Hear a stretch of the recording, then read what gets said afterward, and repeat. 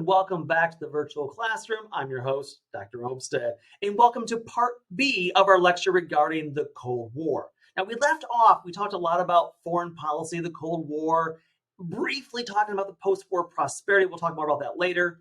But then I got to the major point of this, which was, for the first time in history, the U.S. government under Harry Truman legitimately, concertedly, and with government backing is going to actually investigate the racial problem in the United States, investigate racism.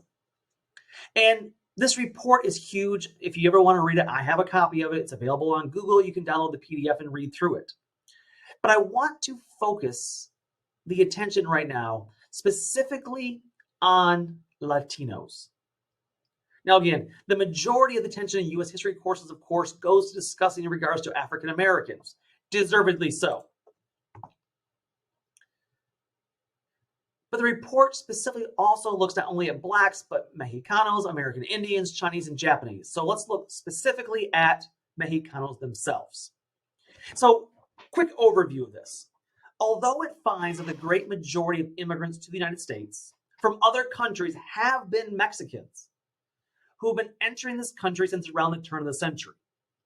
Although Mexicans and persons of Mexican descent, numbering over 1.25 million, have found their ways to all sections of the country, more than 3/4 still have settled in Texas and California. Again, this should not be a surprise here. But, surprise, surprise, the government never officially knew this because it had never actually studied it. And then it goes into its findings. This is where things get very, very interesting, such as the case of police brutality, such as administration of justice, the right to employment, the right to education, the right to housing, and the right to public services. So let's talk about this for a minute. Police brutality. The report says that where lawless police force exists, their activities may impair the civil rights of any citizen. No duh. We're still discussing that in 2021. In fact, the report says, though, in one place, the brunt of illegal police activity may fall on suspected vagrants, but in another on union organizers, or in another on unpopular racial or religious minorities, such as Negroes, Mexicans, or Jehovah's Witnesses. Now, again, just as a side note, please note, using the term Negro, that was the appropriate term during the 1940s. I'm reading from the report directly here. But wherever unfettered police lawlessness exists, civil rights are vulnerable to the prejudices of the region or of the dominant local groups, and to the caprice of individual policemen. In other words, these policemen are taking laws in their own hands in arbitrarily enforcing policies against some and targeting others. Unpopular, weak, or defenseless groups are more apt to suffer. Sleepy Lagoon murder incident, the Zoot Suit riots, lynchings all across the United States, especially the Southwest, the Southeast. But again, these things should all be no duh. But the fact is, the government had never studied it. But after 1947, 48 here, there's no excuse anymore. These are things that need to be dealt with. Let's take the administration of justice. In part, the inability of the Negro, Mexican, or Indian to obtain equal justice may be attributed to extrajudicial factors. In other words, the law is not equal. Justice is not blind. It says the low income of a member from any one of these minority groups may prevent him from securing a competent legal counsel to defend his rights. So wait, the rich can get off because they can hire a good lawyer, whereas the poor will suffer and rot in jail? Yep. It may prevent him from posting bail. Now, I've used this example recently in my U.S. history classes. We talk a lot about bail reform in Texas in 2021. Because if you commit a crime and the Constitution says you can't have excessive bail, well, what is excessive bail? Because doesn't matter what the crime is, you can pick any crime you want. Let's just say you rob a convenience store. Okay, fine. And then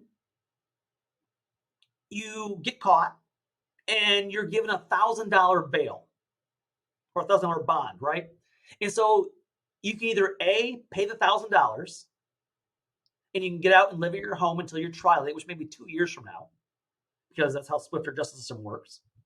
Or B, you can't afford that $1,000, and so you rot in jail for 2 years awaiting your trial. Well, if the law is equal and you apply $1,000 to the millionaire or to the person who's just unemployed and lost their house, someone of low socioeconomic category, $1,000 is excessive to that poor person, but it's pocket change to the millionaire.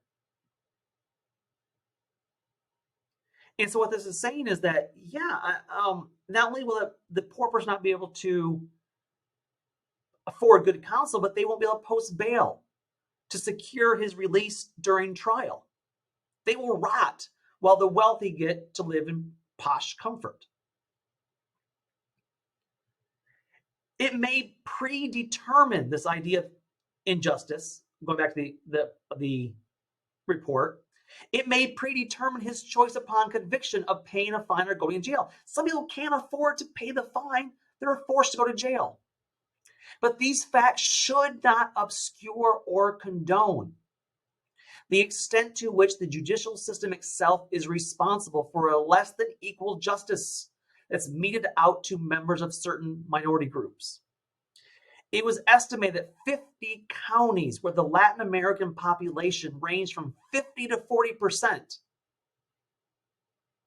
that no persons of Mexican descent have ever been called to serve on jury duty. Wait, what? They surveyed 50 counties where the Hispanic population was somewhere between 50 and 40%. Still a minority group, but a large minority group. And they found that not a single case in places like Texas and California had a person of Mexican descent ever been called to jury duty. It makes it very hard to get equal administration of justice, a jury of your peers, when no one on the jury panel looks like you. Again, Sleepy Lagoon incident. Also, the right to employment.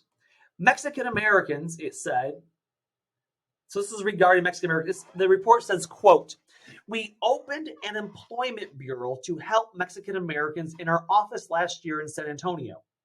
We wrote to the business firms throughout the city, most of whom didn't even answer. We would call certain firms and say, hey, we heard there's an opening for a person in the stock room or some other type of work. Or I'd even go myself. But thinking that I have the same prejudice as they would say, oh, we never hire Mexicans, unquote. In other words, there was discrimination in hiring practices. This discrimination was most acutely felt by minority groups in their inability to get a job suited to their qualifications. Exclusion of Negroes, Jews, or Mexicans in the process of hiring is effected in various ways. By newspaper advertisements requesting only whites and Gentiles apply. By registration or application blanks on which the space is reserved for race or religion. By discriminatory job orders placed by employment agencies or the arbitrary policy of a company official in charge of hiring. In other words, people flat out wouldn't hire you because of the color of your skin or your religion. Now, this should not come as a shock or a surprise, and thankfully it is now illegal, but it wasn't in 1948. It also found that in private industry, minority workers were heavily concentrated in the wartime industries, which since the end of the war had suffered drastic cutbacks. In other industries, the termination of manpower controls has encouraged some employers to resume the pre-war policies of exclusion or discriminatory treatment of minority workers. The first sentence of the summary of the FEPC final report bluntly observes that, quote, the wartime gains of Negro, Mexican American, and Jewish workers are being lost through the unchecked revival of discriminatory practices, unquote. You can see on the screen, these are images from this report graphing just how discrimination would impact these minority groups. And yeah, they were hired for jobs during the war, but after the war, they're the first to be let go as the men return home, as the economy changes back to peacetime industry. Or take education. Other minorities, it says, encounter discrimination in education. Occasionally, Indian children attending public schools in Western states are assigned to separate classrooms. Many Texas schools segregate Mexican American children in separate schools. In California, segregation of Mexican American children was also practiced until recently. We'll talk about that next time.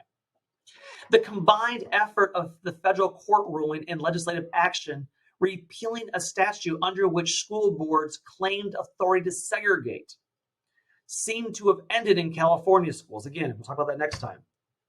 But here in Texas and in California, up until that point in California, there were 3 schools, one for Mexicans, one for Blacks, and one for Anglos.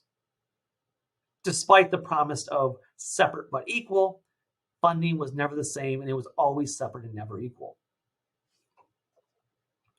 Take housing. The restrictive covenant. Under the rulings of the Supreme Court, it was legally impossible. Sorry, let me repeat that.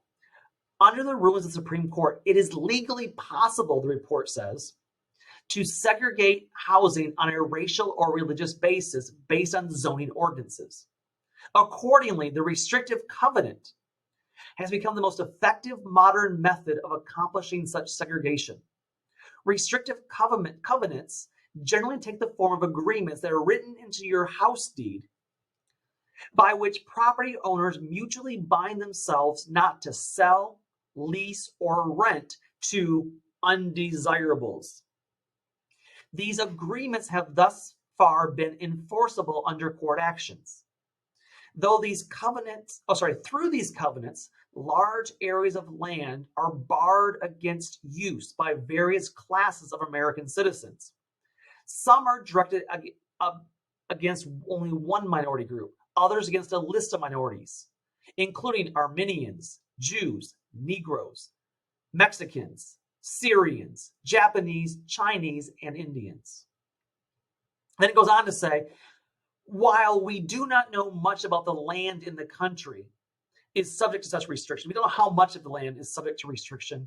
We do know that in many areas, particularly in large cities in the North and West, like Chicago, Cleveland, Washington, D.C., Los Angeles, are widely affected. The amount of land covered by racial restrictions in Chicago has been estimated by 80%. 80% of the land surrounding Chicago has been restricted by racial covenants. Land is immediately surrounding the ghetto areas are frequently restricted to prevent any expansion out of the ghetto. Thus, it says, where old ghettos are surrounded by restrictions, new subdivisions are also encumbered by them. There is practically no place for the people against whom the restrictions are directed. Since minorities have been forced into crowded slum areas,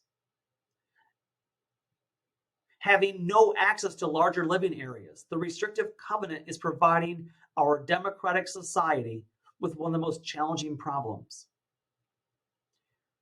Remember I talked about last time about Sleepy Lagoon, where they were forced to go swim in this gravel pit because they weren't allowed to swim in public schools? Most often, yes, enclaves and barrios can provide some safety, can provide some comfort, but there's also the reason they live there. They can't go anywhere else. Well, again, we'll talk about that more next time as well. Last on the list, the right to public services. Discrimination, it says, in public services was supplied by the federal government is never directly authorized by legislation. So the federal legislation has never been written to be racist in recent years surrounding the 1940s. It sometimes, however, results inadvertently from a limited coverage of social service legislation. Thus, the old age and survivors insurance, Social Security, and unemployment compensation do not cover agriculture, domestic service, or self-employed persons. 65% of all Negro workers fall in these categories compared with just 40% of white workers. Large numbers of Mexican American, Hispano, and Japanese American workers also fail to benefit from this legislation because of their concentration in farm work. In the Southwest, it concludes, Mexicans are barred from certain places of recreation.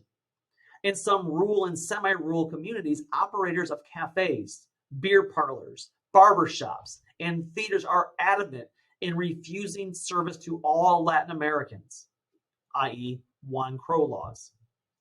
Jews are discriminated against principally in recreation and resort areas of the North where beaches, hotels, and similar facilities are closed to them, often indicated by signs that say Gentile or restricted labels.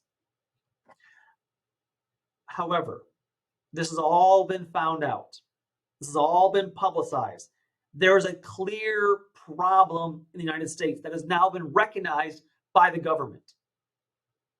Truman would push for civil rights legislation, but Congress, dominated by Southern racist conservatives, stalled any attempt at civil rights.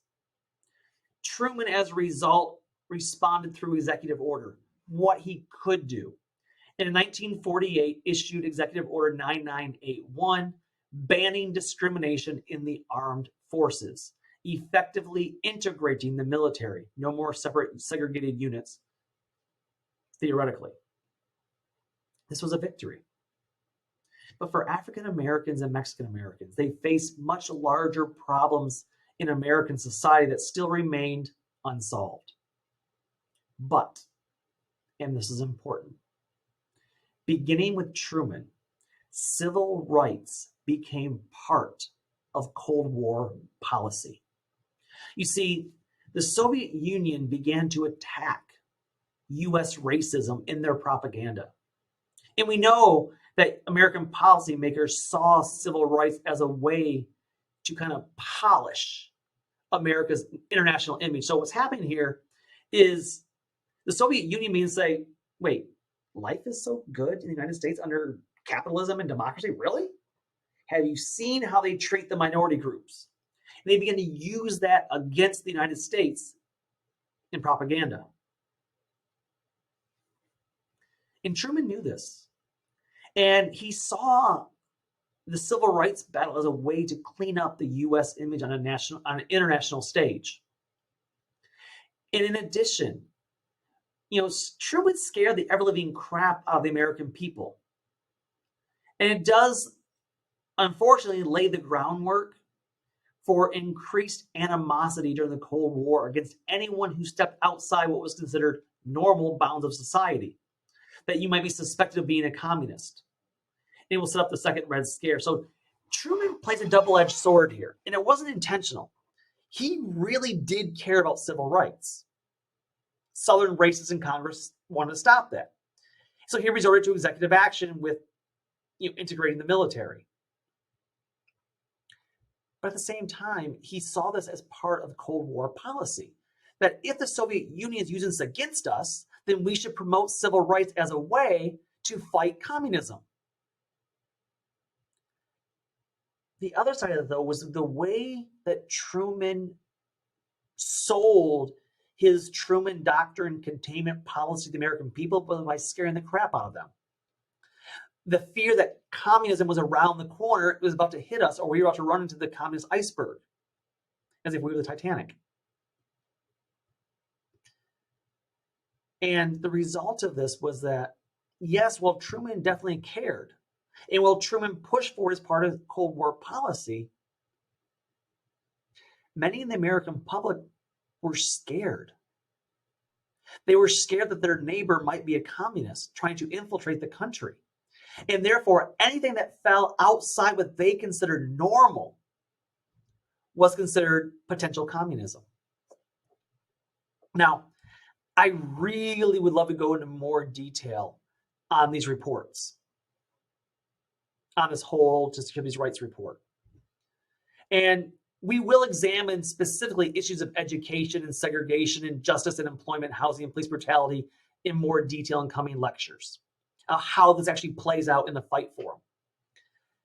But I want to shift one more time this lecture and focus on the fact that despite the fact that Southern congressmen wouldn't back civil rights talk and legislation, there were a couple of things that Americans seemed to agree on. You see, this period of history is kind of paradoxical. By the late 40s and early 50s, there were some things that most Americans seemed to agree on, just not civil rights. The first was the direction of the federal government. The second was the Cold War itself. And so the first about the direction of the federal government. Most Americans seem to agree that having an active government that provided a social safety net and that regulated big business was a good thing. This was a legacy of FDR and the New Deal. This was called the liberal consensus. Republican, Democrat alike both seem to agree on this. Now, for example, by the early 1950s, Truman became quite unpopular. After 20 years of Democratic control of the White House, in 1952, Republicans would nominate and we would elect Dwight D. Eisenhower, a general from World War II, as a Republican president. But even he would buy into this liberal consensus. The New Deal was popular with Americans, and Eisenhower had no choice but to embrace it.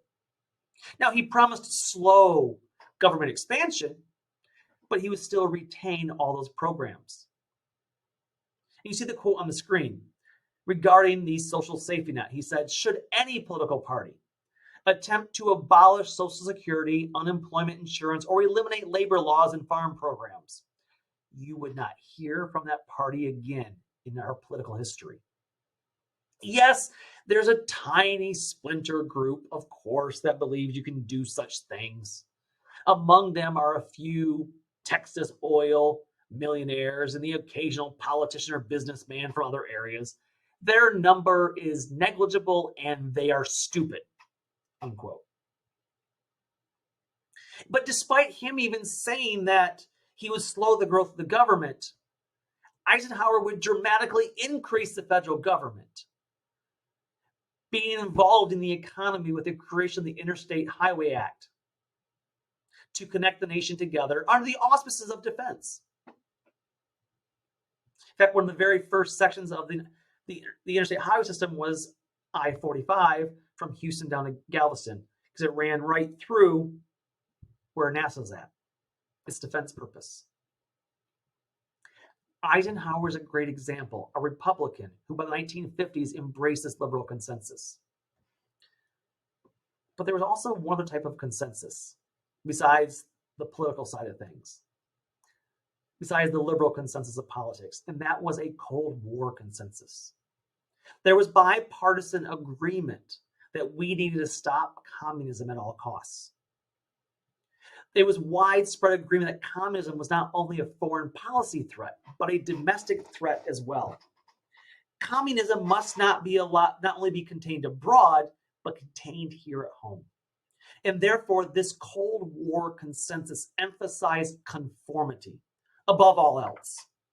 Conformity in anti-communist political opinion, conformity in gender and sexual norms, etc. There was no room for dissent. There was no room for political activism or civil rights agitation. Anyone who fell outside the norm during the 1950s was suspect. If you were a labor organizer or a civil rights activist, see Emma Tenayuka, or a critic of U.S. foreign policy, or an anti-government protester, or a woman who did not conform to gender norms, Pachucas, or a gay person, the list goes on and on. You were suspected of being a possible radical or communist. Generally speaking, people were just tired of conflict. They wanted peace in the midst of the fearful Cold War.